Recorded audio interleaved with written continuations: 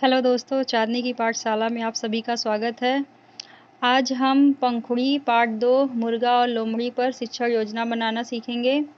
सबसे पहले यहाँ पर 5 कालांश बना लिए गए हैं। पहले में दिनांक, दूसरे में कक्षा 3, विषय हिंदी, समय 40 मिनट और कालांश 1। फिर उसके बाद पहला हमारा रहेगा लर्निंग आउटकम। इसमें बच्चों को कहानी के द्वारा क्या प्राप्त होता है उसके बारे में लिखेंगे। पहला, बच्चे कहानी को पढ़कर एवं सुनकर समझ लेते हैं। दूसरा लर्निंग आउटकम है बच्चे कहानी को अपनी भाषा में हाव भाव के साथ सुना लेते हैं। तीसरा है बच्चे विभिन्न पालतू एवं जंगली जानवरों के नाम जानते हैं। चौथा है बच्चे समाचार पत्रों की भूमिका से परिचित हैं। जैसा कि इसमें समाचार शब्द का आया है उसी के बारे में बताना है।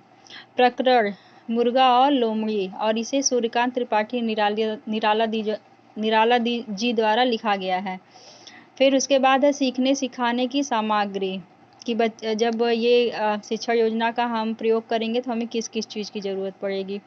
पाठ्य पुस्तक, पंखुड़ी, कार्य पुस्तिका, दीक्षा ऐप, कक्षा कक्ष में रखी हुई मेज, मुर्गा एवं लोमड़ी का मुखौटा। इसे आप चित्रों के द्वारा भी दिखा सकते हैं।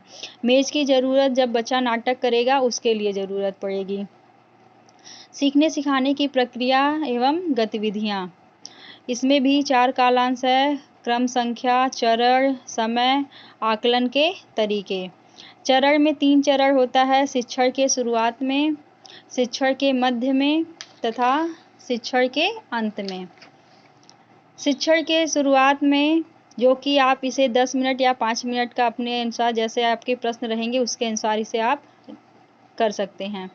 इसमें शिक्षिका बच्चों के पूर्व ज्ञान से जुड़े हुए कुछ प्रश्नों को पूछते हुए शिक्षण कार्य आरंभ करेंगी। जैसे मुर्गा कैसे बोलता है, आपके घर में कौन कौन से जानवर या पक्षी पाले जाते हैं, क्या पशु आपस में एक दूसरे से डरते हैं। फिर चौथा प्रश्न है बिल्ली किससे डरती है। पांचवा है लोमड़ी स्त्रीलिंग है या पुल्लिंग, क्या आप मुर्गे और लोमड़ी की कहानी के बारे में जानते हैं। अगर बच्चा घर से पढ़ के आया रहेगा तो कुछ ना कुछ बताएगा ही। तो इन प्रश्नों को हम बच्चों के द्वारा पूर्व ज्ञान से जोड़ते हुए पूछेंगे जिसका बच्चे अपनी भाषा में उत्तर देंगे। बच्चों, आज हम लोग मुर्गा और लोमड़ी की कहानी पढ़ेंगे। फिर अध्यापिका द्वारा बताया जाएगा कि हम आज मुर्गा और लोमड़ी की कहानी को पढ़ेंगे। इसे आप 5 मिनट या 10 मिनट के लिए कर सकते हैं। आकलन के तरीके, बच्चों की प्रतिक्रिया एवं सहभागिता, बच्चे उसका उत्तर दे पा रहे हैं या नहीं, सहज हैं या नहीं अपनी भाषा में आदि। दूसरा है शिक्षण के मध्य में, यह हमारा 20 मिनट का होगा, जिसमें से 10 मिनट हम शिक्षण पर यानी वाचन पर देंगे और 10 मिनट गतिविधि पर। संकेत, लोमड़ी ने नहीं सुना, पूरी कहानी का ये एक लाइन में लिख दिया गया है। शिक्षिका कहानी का शुद्ध उच्चारण के साथ आदर्श वाचन करेंगी तथा बच्चे अनुकरण वाचन करेंगे। शिक्षिका पढ़ाती जाएंगी, बच्चे उसको दोहराते जाएंगे। कहानी के बीच बीच में शिक्षिका कठिन शब्दों के अर्थ भी स्पष्ट करते जाएंगे। जैसे इसमें खूंखार आया है और हमारा समझौता है, ऐसे ऐसे शब्दों का बच्चे को अर्थ भी बताना जरूरी है तथा विराम चिन्हों एवं लिंग एवं वचन के बारे में भी बताएंगी। कहानी पूर्ण होने पर उसके विषय में बच्चों के साथ चर्चा करेंगी तथा 1-2 बच्चों से कहानी सुनेंगी भी कि बच्चों को कहानी समझ में आया कि नहीं, बच्चे अपनी भाषा में सहज हैं कि नहीं।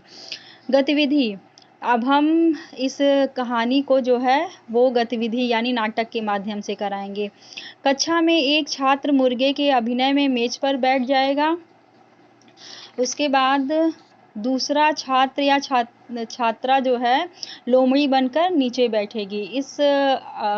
इसको आप कराइएगा, इसमें आप बच्चे बहुत ज़्यादा ही इंजॉय करेंगे इस नाटक को करने में। मुर्गा और लोमड़ी के संवाद को छात्र बोलेंगे, इस प्रकार कहानी का मंचन कराया जाएगा। इसे मैंने कराया, बच्चों ने बहुत अच्छे से इसे किया था। और इसमें भी हम जो है बच्चों की प्रतिक्रिया एवं सहभागिता आकलन के तरीके में, और इसमें जो है बच्चों ने गतिविधि में सहभागिता अपने दिखाई थी। फिर तीसरा है शिक्षण के अंत में। शिक्षिका छोटे छोटे प्रश्नों के माध्यम से छात्रों की कल्पना एवं कहानी की समझ का परीक्षण करेंगी। जब हमारा पाठ खत्म हो जाएगा उसके बाद शिक्षिका द्वारा यह या शिक्षक द्वारा इस पे प्रश्न किया जाएगा। जैसे पेड़ पर कौन कौन कौन बैठा है। प्रश्न दूसरा है लोमड़ी ने मुर्गे को नीचे आने को क्यों कहा। तीसरा है लोमड़ी क्यों भाग गई। चौथा है मुर्गे ने अपनी जान कैसे बचाई। और पांचवा है मुर्गे की जगह आप रहते तो क्या करते। तो इसे शिक्षिका द्वारा बच्चों से पूछा गया। बच्चे इसका उत्तर देंगे। फिर उसके बाद शिक्षिका छात्रों से उपर्युक्त प्रश्नों के उत्तर पर अपने विचार प्रस्तुत करने को कहेंगी तथा उसे श्यामपट्ट पर लिखेंगी भी, जिसमें अभ्यास कार्य कराया जाएगा। इसमें भी आपका 10 मिनट लगेगा। अवलोकन एवं प्रतिक्रिया, ये आकलन के तरीके, मतलब बच्चों ने जब लिख लिया उसे शिक्षिका द्वारा देखा जाएगा। तो इस प्रकार से ये शिक्षण योजना हमारी शिक्षण के अंत तक कंप्लीट हुई। अब आया गृह कार्य देने का कार्य। बच्चों को घर जाकर घर के किसी एक सदस्य को यह कहानी सुनाएं। बच्चों द्वारा शिक्षिका द्वारा कहा जाएगा कि आप घर में इस कहानी को किसी ना किसी को सुनाइए।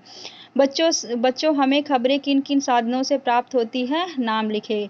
जैसे बच्चों को पता भी तो होना चाहिए खबर कैसे मिलती है, टीवी द्वारा, मोबाइल द्वारा, रेडियो द्वारा, समाचार पत्रों द्वारा आदि।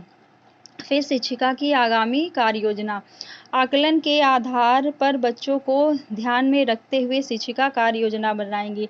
अगर जैसे कक्षा में कुछ कमज़ोर विद्यार्थी भी होते हैं तो उनको ध्यान में, अगर उनको ये पाठ नहीं समझ में आया तो उनके आधार पर फिर शिक्षिका या अध्यापक द्वारा फिर से शिक्षण योजना बनाएगी। तो इस प्रकार से यह हमारी पाठ 2 मुर्गा एवं लोमड़ी की जो शिक्षण योजना है वह कंप्लीट हुई। तो अगर शिक्षण योजना आप लोगों को समझ में आई हो तो वीडियो को लाइक कर दीजिएगा और चैनल को सब्सक्राइब भी कर दीजिएगा तथा इस वीडियो को दूसरों को भी साझा कर दीजिएगा, जिससे उन्हें शिक्षा योजना बनाने में अगर कोई परेशानी हो रही हो तो वो दूर हो जाए। Okay, thank you.